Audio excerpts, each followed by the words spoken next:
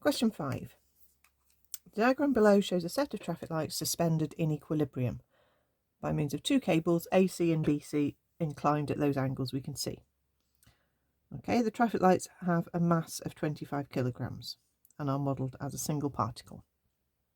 Okay, so we have to work out the tension in AC and the tension in BC. So we'll start with a force diagram. I know they've given us a picture, but let's draw it as arrows coming outwards from our point C. So we've got two ropes. Doesn't really matter if my diagram is not accurate in terms of the diagram angles. Because we know this angle at the top is 60, then if I just pop a dotted vertical, then we also know that this angle here is 60 degrees. And because we know this angle here is 45, Z angle shows us that this angle is also 45. Okay, you could equally label this angle I'm pointing at as an angle of 30 with a right angle triangle if you wanted to. We've got both tensions unknown, so we'll call them T1 and T2. We know that the mass of the traffic lights is 25 kilograms, so that's 25 G downwards. Okay, so if it was a Newton's number, it would say the weight in Newtons. In that case, you don't need to include the G because it's already been included. But when it's a mass in kilograms, you need to multiply that by 9.8. So, because it's in equilibrium, our forces are going to balance.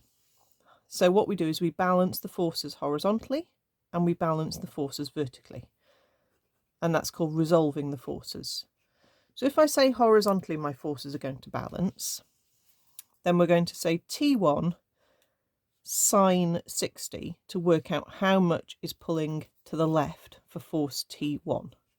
So we're stretching away from the angle, so it's sine, and that will be balanced by T2 sine 45. Again, we're stretching away from the angle. If we imagine that turning to point to the right, we'll stretch away from that angle 45. If you don't understand what I'm implying by the stretch and the crush, which I'll mention next time, look at my other video, which is about resolving forces.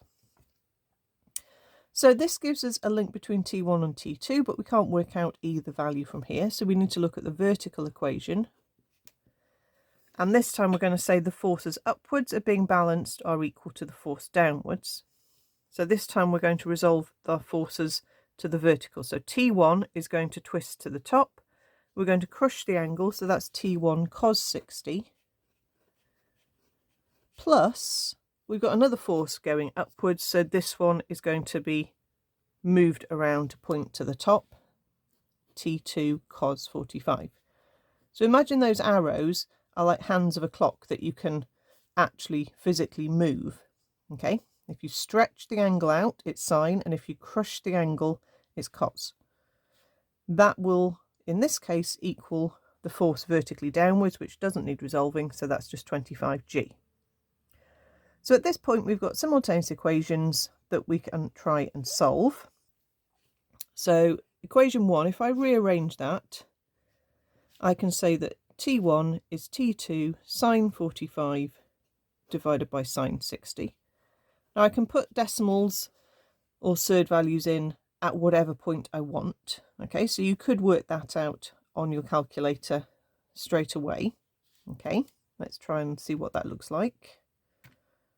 I'm in degrees, so if I just say sine 45 over sine 60, because 60s and 45s are quite nice angles, we're going to not have a horrible decimal. We actually get root 6 over 3. But you don't have to do that step yet. You can wait till you get one equation.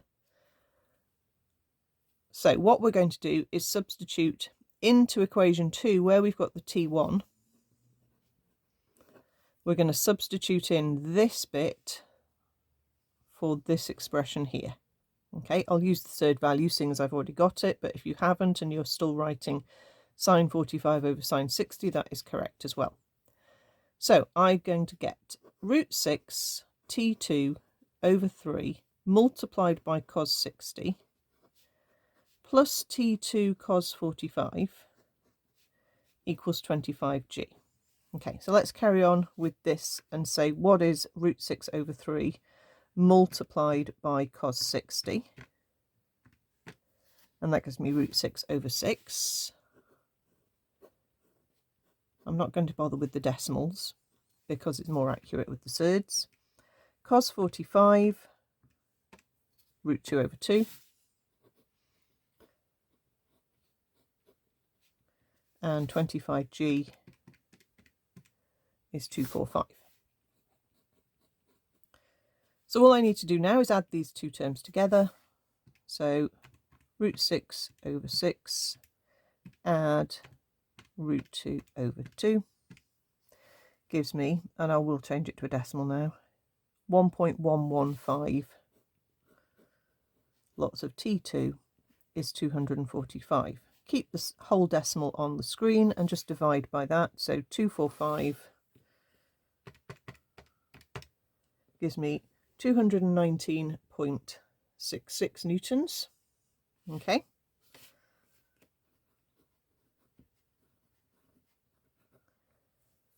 And then you can take that answer and sub back into this expression for T1. So root 6 over 3 multiplied by 219.66. So again, I'm not rounding this, I'm taking the full answer and I'm just timesing it by this fraction. And that gives me T1. So 179.35. So there's one answer. There's the other. Let's make them stand out.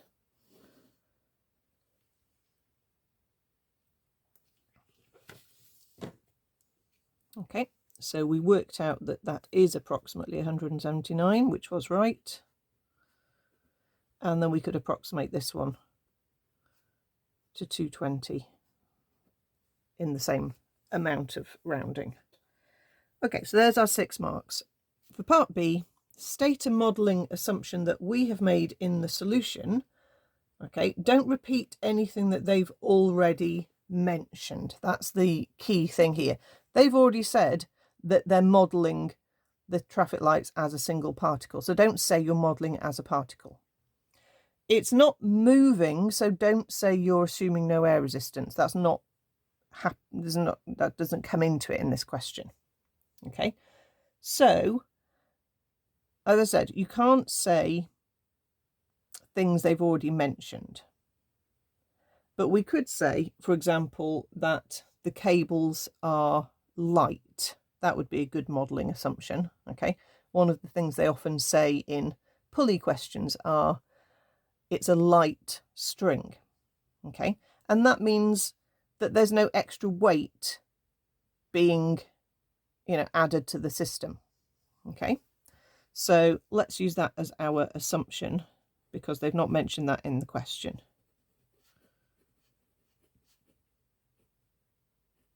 We're assuming that the cables are light.